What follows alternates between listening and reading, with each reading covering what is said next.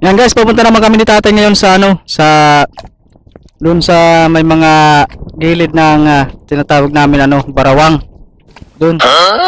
So yung ni tatay talaga, yung hanap buhay ni tatay noon hanggang ngayon. Yun ang talaga ni tatay. Bumuhay sa amin, yung tawag sa amin panggal. So kasama ako ngayon, so titingnan natin kung yung panggal na yun na linalagyan ng pinapainan ng lumot, kung may kung may isda, kasi doon pumapasok yung isda. Yan, kasama ko si tatay sa sagwan. Guys, yung sinasakyan namin na maliit na bangka. So mamaya pakita natin guys yung sa ilalim, yung mga ni tatay, panggal. So wag niyong kalimutan guys mag-like, share, and subscribe sa aking YouTube channel para updated po kayo sa mga ina-upload nating videos araw-araw. Abangan nyo guys. A few moments later. Yan nga guys, mag-uumpisa na si tatay kunin yung panggal sa ilalim ng dagat. So titingnan natin kung mayroong nakapasok na mga isda.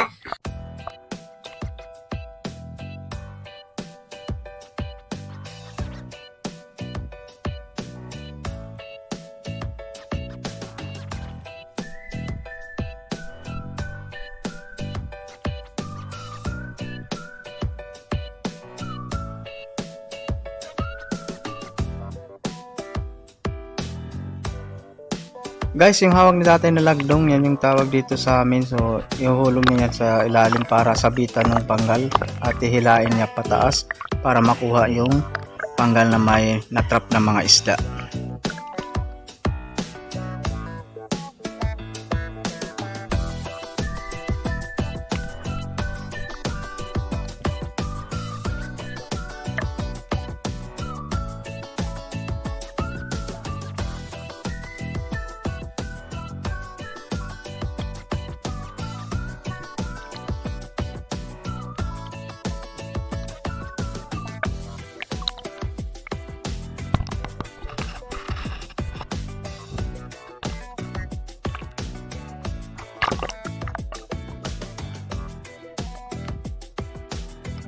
Yan na nga guys, hindi nang hinihila ni tatay pataas para makita kung may natrap na isda.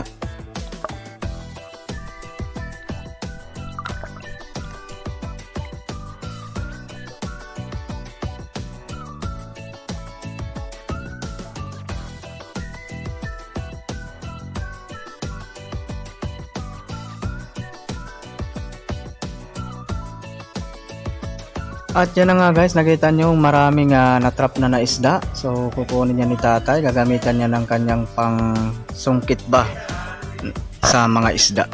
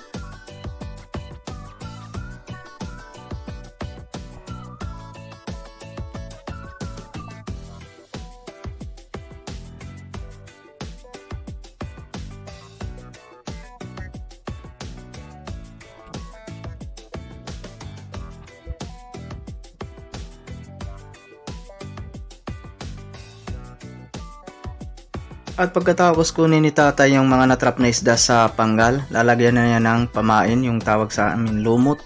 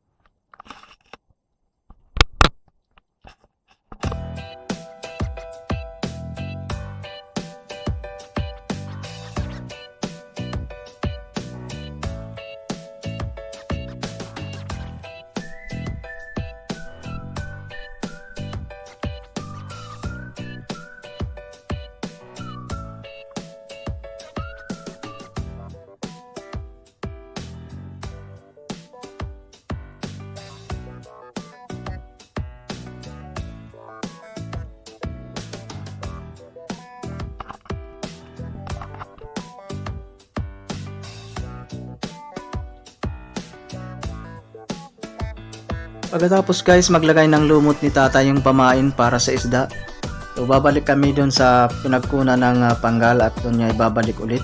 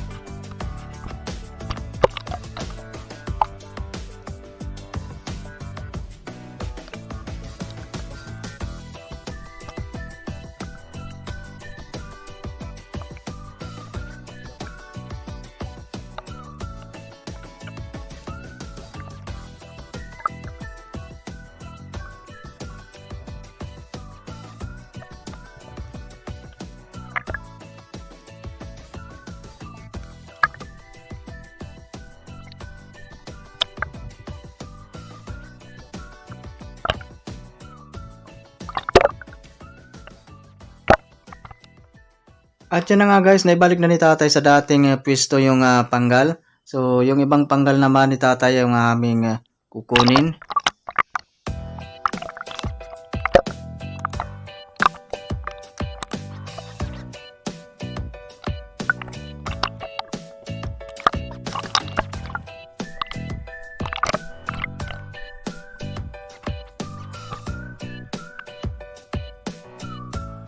At ito na nga guys, yung pangalawang panggal ni tatay, yung kunin ulit niya sa ilalim.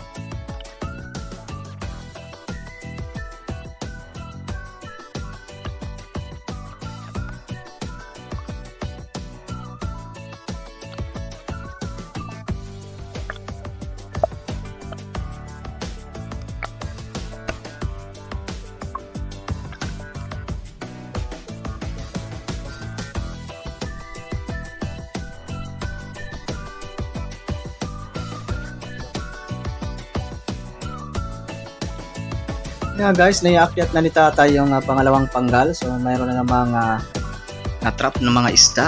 Kukunin niya ulit yan.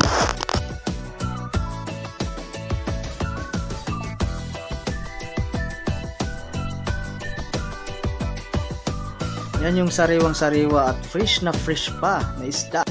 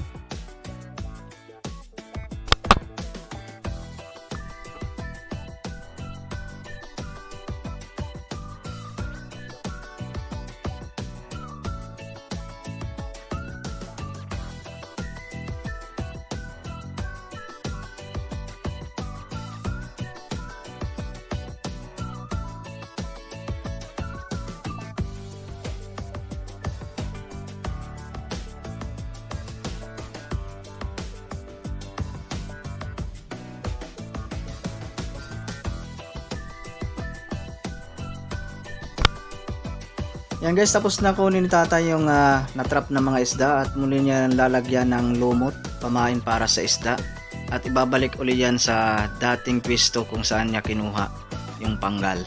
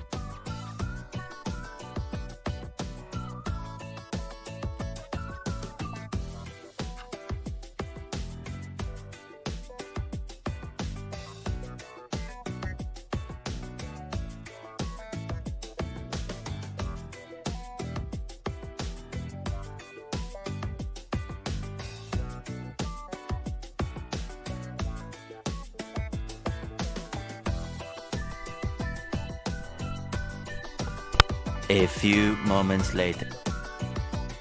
At yan nga guys, titingnan ulit ni tatay yung panggal niya sa ilalim ng dagat kung mayroong natrap na isda.